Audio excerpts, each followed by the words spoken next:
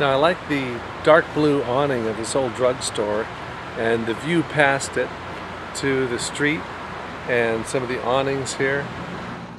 I'm using a homemade site-size grid. This is an acrylic sheet with squares drawn in permanent marker on one side.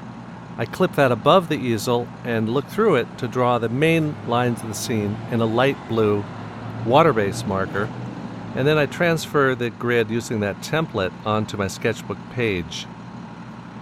This gives me the basic foundational lines, and I explain this whole system more on my downloadable videos Gouache in the Wild and Fantasy in the Wild. So here's the scene I'm looking at, and here's the final painting, just to give you an idea of where I'm heading. I'm not going to do a super detailed line drawing, just want to get the basic foundation because I can draw it in the paint, and the paint that I want to use is this hybrid watercolor and gouache by Pass Design. This set was sent to me by the manufacturer. I didn't ask for it, but I wanted to try it out and see how it worked. Now I want to use these three colors, indigo and yellow ochre and vermilion hue. The vermilion hue is present in that awning over there, and then that indigo kind of is a main color in that sign. And since they're basically a red, yellow, and blue, I should be able to mix almost all the other colors as long as they're not too strong. I'm also experimenting with a homemade palette that's designed to keep water media wet longer by using a water-saturated palette surface. That insert is made of a red plastic stiffener, microfiber cloth, and baker's parchment paper.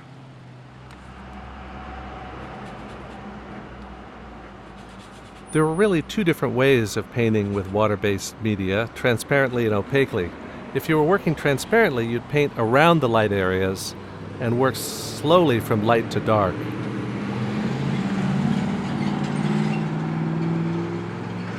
But with opaque media, or if you're using this material more like gouache, you can lay down a bright background color like I'm doing with yellow ochre and vermilion and some indigo, just to get rid of the white of the paper, because I can always come back to the white later with gouache.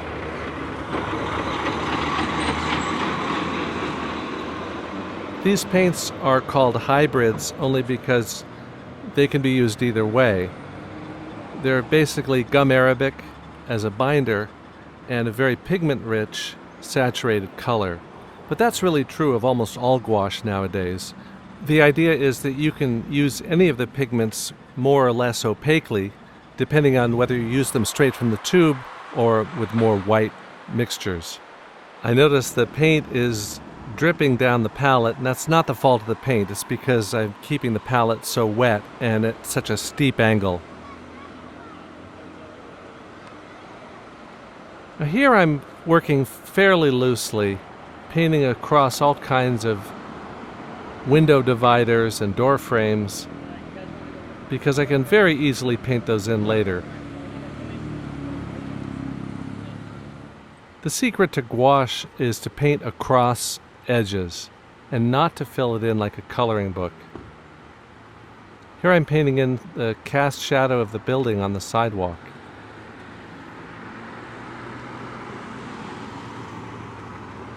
This light will change throughout the session. It's starting to change already, and I may not have this whole front face of the building in shadow for much longer. I want to get in that red umbrella. That's why I chose vermilion as the accent color, the brightest color of the set of three that I chose.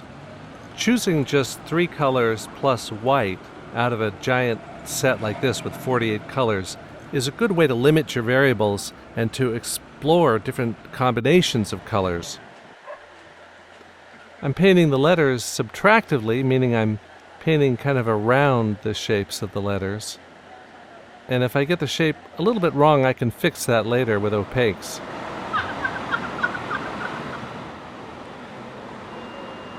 The sidewalk goes in, it's a warm white.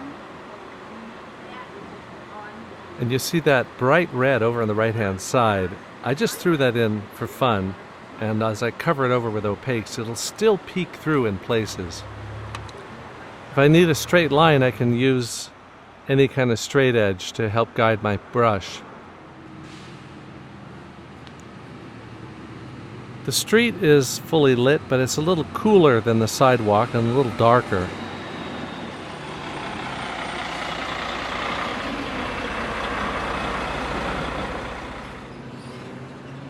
I spend a lot of time on the shop window, painting all the layers, all the stuff inside this drugstore, the reflections in the window, and then the frame of the window itself.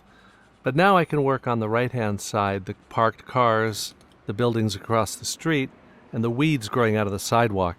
It just happens that this drugstore will be closing down and they're selling off the rest of their inventory.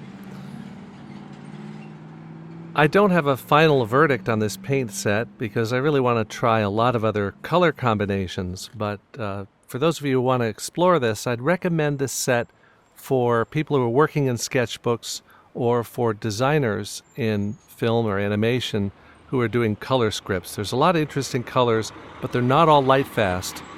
They're all non-toxic, and they vary in transparency and opacity.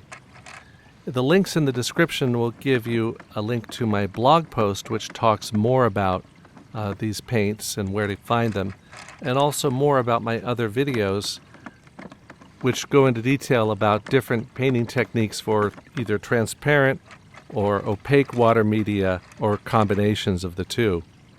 While you're here, please subscribe. I have regular videos coming, and if you're subscribed, you get to see them as they first come along. Thanks for watching.